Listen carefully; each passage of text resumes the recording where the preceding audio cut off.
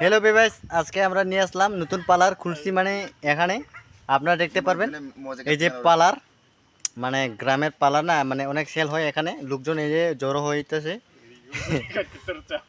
এই যে সেই মানে অনেকে মাসাজ করা দিয়ে দিতে হইব।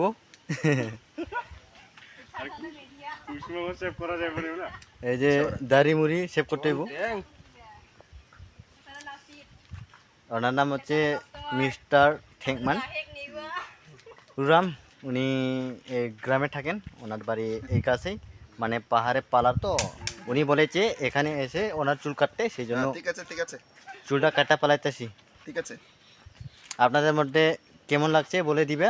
কুরিয়ার সার্ভিসের মতন কুরিয়ার সার্ভিসে দেওয়া হয় চুল কাটা না আপনারা পেতে। যেভাবে হোক প্রাপ্য তো তেও কুরিয়ার সার্ভিসে দেওয়া হয় এই যে চুল কাটার জন্য।